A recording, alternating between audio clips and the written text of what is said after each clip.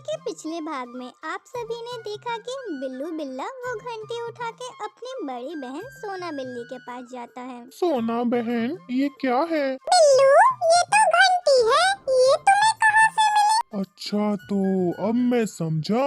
वो शैतान पक्षी घंटी को मेरे गले में क्यों बांधना चाहते थे, ताकि मैं जंगल में जाऊं तो उन्हें मेरे आने का पता चल जाए और वो सब मुझसे छुप जाएं। इसका मतलब पक्षी अब योजना बना रहे हैं। बिल्लू भाई, अब तुम्हें पक्षियों से सावधान रहना होगा। सोना, मैं तो अभी जवान हूँ, तुम अपने घर से बाहर नहीं निकलना, तुमसे तो दौड़ा भी नहीं जाता। ऐसे ही कुछ दिन बीत जाते हैं। फिर एक दिन वो बिल्लू बिल्ला जंगल में जाता है और तोते के सामने ही तोते के घोंसले में से उसके दोनों अंडे एक एक करके खा जाता है। मिट्ठू तोता, जो थोड़ी ही दूर बैठकर सब देख रहा था, वो कुछ नहीं कर पाता। वो करता भी क्या, अगर बिल्लू को रोकता तो बिल्लू बिल्ला उसे भी मार देता। मिट्ठू रोते रोते टुनटुनी के पास पहुँचता है। मेरा अंडा, टुनटुनी, वो जालिम बिल्ला मेरा अंडा मेरी आंखों के सामने खा गया। अब वो मुझे भी खा जाएगा। टुनटुनी, मैं तो अब ये जंगल ही छोड़ दूंगा। तोते भैया, ऐसे मुसीबत से भागने से अच्छा है कि हम सब मिलकर फिर से कोई योजना बनाएं। सभी पक्षी फिर से इकट्ठा होते हैं और एक एक करके अपनी अपनी योजना बताते हैं। बंटी कबूतर, घंटी बांधने में तो हम सब नाकामयाब रहे, क्यों ना हम सब बारी बारी पहरा दिया करें, ऊंचे पेड़ पर बैठ जाया करें और जैसे ही वो बिल्लू बिल्ला जंगल की तरफ आए तो पहरा देने वाला पक्षी सबको बता दिया करे। हाँ, कालू भैया का ये उपाय ठीक है। मुझे तो कालू का ये उपाय कुछ ठीक नहीं लगा।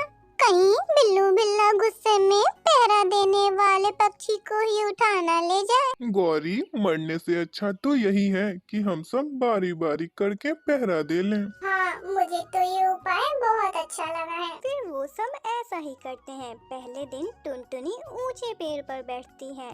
वो बड़े ध्यान से पहाड़ों की तरफ देखती रहती है और फिर जैसे ही बिल्लू बिल्ला जंगल की तरफ आता है, चिड़िया शोर मचा देती है। छुप जाओ, सब छुप जाओ, वो आ गया। वो जालिम बिल्ला अपने जंगल की तरफ आ रहा है। ऐसे सभी पक्षी छुप जाते हैं। टुनटुनी भी झाड़ियों में छुप जाती है।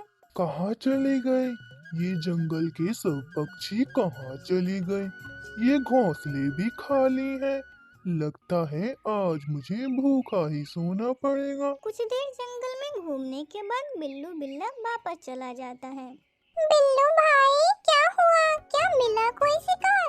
नहीं सोना, आज मैं जब जंगल गया तब मुझे कोई भी पक्षी नजर नहीं आया। न जाने सब कहाँ चले गए थे। बिल्लू भाई, वो जरूर तुम पे नजर रखे होंगे और फिर जैसे ही तुम जंगल की तरफ गए, वो सब छुप गए होंगे। अच्छा, ऐसा है तो फिर कल मैं गौर से झाड़ियों में भी देखूंगा। दूसरे दिन गौरी कब्बी को एक उपाय आता है और वो अपने दोस्तों से कहती है, दोस्तों, मुझे उपाय मिल गया है कि हम उस बिल्लू बिल्ले को कैसे मारेंगे। बताओ बताओ गौरी बहन, हम कैसे उस जालिम बिल्ली को मार सकते हैं? टुनटुनी, हम जंगल के बीचों बीच एक गड्ढा खोद देते हैं और उस गड्ढे को ऊपर से पत्तों से ढक देंगे। उस गड्ढे की बगल में तुम बैठ जाना टुनटुनी, और जैसे ही वो बिल्लू बिल्ला तुम्हें खाने आएगा, वो खुद गड्ढे में गिर जाएगा और फिर हम सब मिलकर उस गड्ढे में आग लगा देंगे। हाँ गौरी, हम सब मिलकर छुप जाएंगे और फिर बाद में उस बिल्लू बिल्ली को जला देंगे, फिर वो बिल्लू मर जाएगा। फिर वो सब ऐसा ही करते हैं। जंगल के बीचों बीच गड्ढा खोदकर टुनटुनी बगल में बैठ जाती है। जैसे ही बिल्लू बिल्ला टुनटुनी को खाने के लिए आता है, वो खुद ही गड्ढे में गिर जाता है। सभी पंछी मिलकर जल्दी से गड्ढे में आग लगा देते हैं और बिल्लू बिल्ला की वहीं मौत हो जाती है। जंगल के सभी पक्षी पहले की तरह खुशी खुशी रहने लगते हैं।